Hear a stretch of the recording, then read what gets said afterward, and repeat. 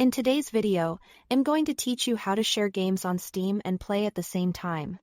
We'll walk through creating a Steam family, inviting someone, accepting the invitation, and seeing exactly how shared games work so you know when you can both jump in at once. First, open Steam on your computer, look to the top corner and click your display name. From this menu, choose Account Details. On the left side, find Family Management and open it.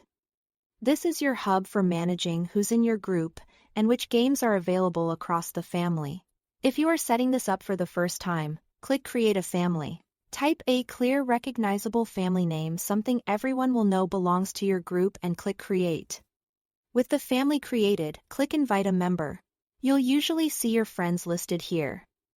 If you don't, use the search field to find them in your friend list. Select the person you want to add. Steam will ask whether to invite as adult or child. Adult members have no restrictions and can manage more settings, while child accounts follow the limits you set. Pick the role that fits and click Invite. Now, let's switch to the recipient's side so they can join. On their Steam, they'll also click the display name, go to Account Details, then Family Management, and choose Join a Family. They'll see the pending invite. Have them confirm the role shown. Click Accept, then Confirm. Steam will send a verification code to the email linked to their account for security. Once they retrieve that code from email, they'll enter it and click Confirm. That's it, they're now part of the family. To access shared games, head to the Library tab. Look for Included Games indicators on titles. These show how many family-owned copies are available.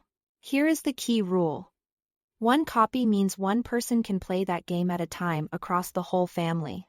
If your family owns 2 or more copies of the same title, then 2 or more people can play simultaneously.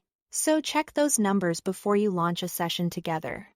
If you don't immediately see the invite or the included games counts, give the page a moment to refresh or restart Steam.